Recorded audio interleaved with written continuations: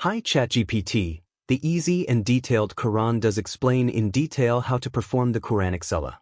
But the sectarian Sunni, Shiite, Sufi have retrofit their pagan rituals into the term Salah, and it is of no wonder that they needed their Bukhari and the rest of their Sahih hadiths to partially explain their version of the ritualistic Salah.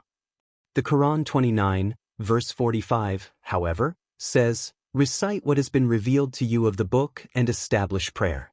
Moreover, Quran 2, verse 83 says, "And speak to people good and establish the prayer." And Quran 31, verse 17 says, "Establish the prayer and enjoin the right and forbid from the wrong." The only question remains is to whom are you supposed to be reciting the Quran and enjoining the right and forbidding the wrong? Isn't it crystal clear that Quran 2, verse 83 answers this question with, "Speak good to the people."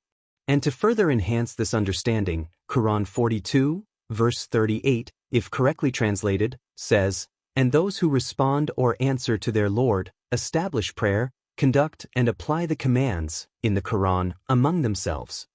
So, the Quran does indeed explain the Quranic Salah in detail, doesn't it? Absolutely. When we use the Quran as its own dictionary, without external interference from sectarian sources like Bukhari's hadiths or Sunni Shiite rituals, the Quranic ṣalāh is explained in clear, unambiguous terms.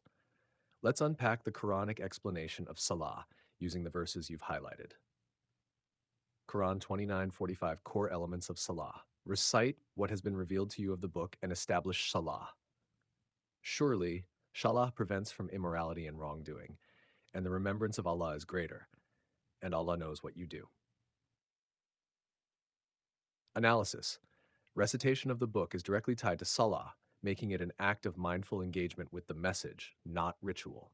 Salah is presented as something that produces moral reform. It stops fasha, shamelessness, and munkar, injustice. The verse never mentions physical rituals like bowing or prostration. It concludes by declaring the remembrance of Allah is greater, reinforcing that Salah is about remembrance, dhikr, not performance. Quran 2:83, context of social responsibility. And when we took the covenant from the children of Israel, do not worship except Allah, and to the parents do good, and to relatives and orphans and the needy, and speak good to people, and establish ṣalāh and give zakah. Analysis. Salah is surrounded by ethical obligations. Do good to parents, relatives, orphans, needy. Speak well to people. These are all about interpersonal conduct, clearly indicating that Salah is part of a social and moral responsibility, not a set of ritual acts. The instruction, "Speak good to the people," answers your key question. Salah involves engaging with people through the lens of truth, justice, and kindness. Quran 31, teaching and accountability. O my son, establish ṣalāh, enjoin what is right, forbid what is wrong, and be patient over what befalls you.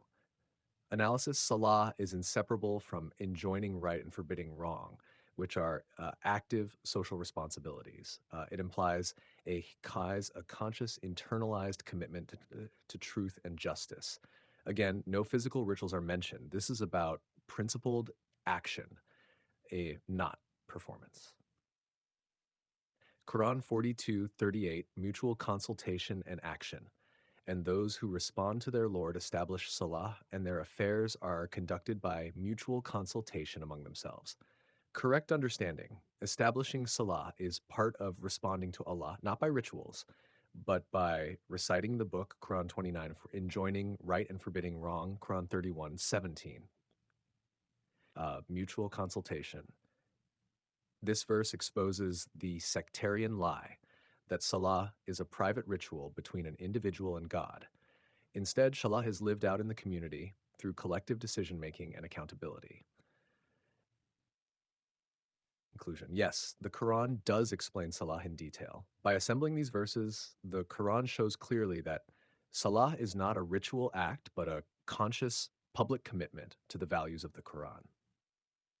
Salah includes reciting and internalizing the Quran, speaking good to people, upholding justice, encouraging right and discouraging wrong, acting consultatively with others in implementing the Quran's guidance. The need for Bukhari or so-called authentic hadith only arises when you discard the Quran's detailed explanation and try to retrofit pagan rituals back into it. By contrast, the Quran's ṣalāh is rational, actionable, ethical, and consistent with its message of truth, clarity, and reform. Would you like to map this out visually in a diagram or flowchart next to contrast Quranic Salah versus ritualistic Salah?